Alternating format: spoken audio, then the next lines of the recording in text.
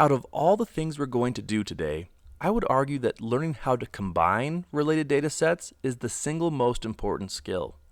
We can combine data by stacking it on top of each other, and that is called appending. We can stack data in Power Query by constructing multiple queries by adding multiple sources of data tables and clicking an append button. Often, an easier approach is to simply connect to a folder of files instead of adding them all in individually.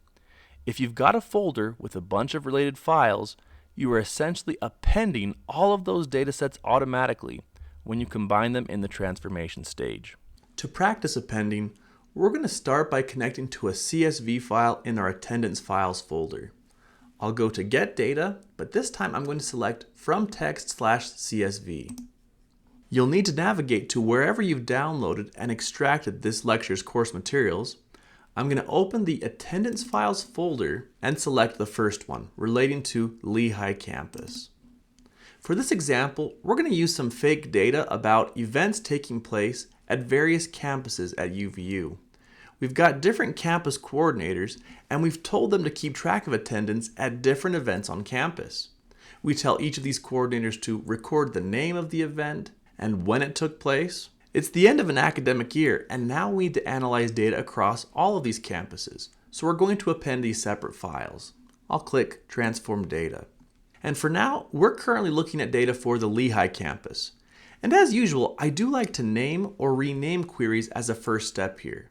Now, I might be tempted to use something short and specific like Lehigh, but in the end, I actually want to combine all the different campus files here. So I'm going to use a more generic name like University Events. Call it whatever you'd like. Now, to connect to additional sources of data, I can go to the far right-hand side of the Home menu and click on New Source. Again, from File, Text/CSV, and one at a time, we'll import the rest of these files. We'll do Orem, hit OK. We'll grab Wasatch, and then West. Don't worry about renaming these. By and large, these files look pretty similar. And appending is a pretty easy process.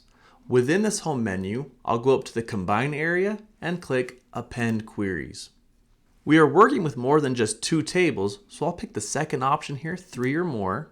We've already got the current table in there. I'll add in all of these other ones, Orem, Wasatch, and West. Now the process Power Query is going to implement is it will search across all the column headers and it will stack data rows for each column that is identically named across each table.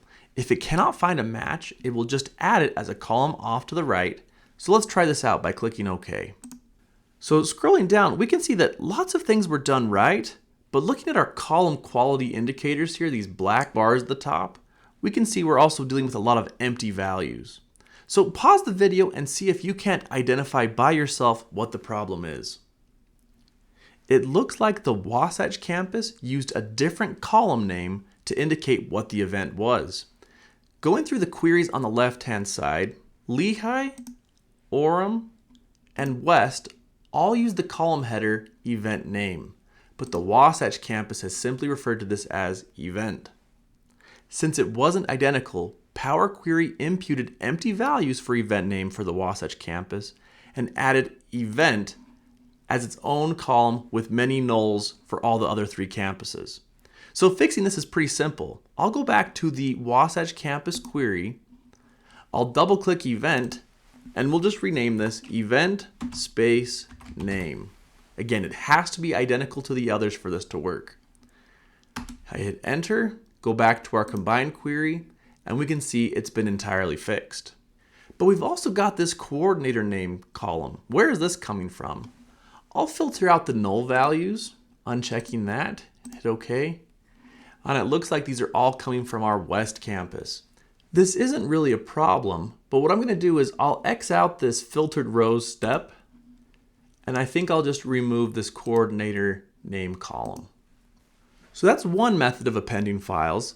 Let's try another one. So let's exit Power Query. You can either keep or discard these changes. I'm just going to discard them. And I want to show you another way of importing and appending multiple files at once. This is a pretty good method if all the files in the folder follow the exact schema. Now, we know that's not the case with our current files we're working with, but let's take a look at what happens when we try it. This time, I'm going to go up to Get Data, From File, and then select From Folder. Again, navigate to the attendance files, and once you've got the folder, select it and then click Open. If we just click Combine now, it will perform the append function and immediately load the query.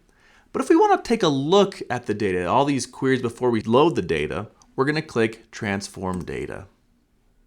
Instead of initially presenting the data, it shows you the files in the directory and information about them.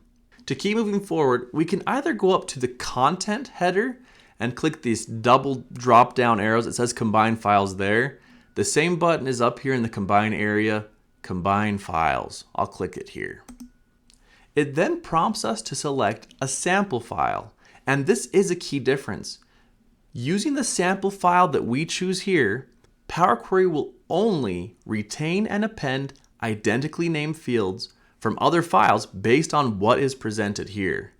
So when we click OK, you'll notice that we've got the issue with event name again with the Wasatch campus. That was to be expected. The event coordinator field isn't present, and that's because it was not included in the sample file we started with. And I've shown you this to emphasize that while this option can be pretty convenient, it is extremely important to ensure that your data has the exact same format, the same schema for this method of data combination. One final note that can make this method appealing, we can go up in our Queries pane up to Transform Sample File. This allows us to make changes to the file we designated as our sample, and it will apply these changes to all the files in the folder that are being combined.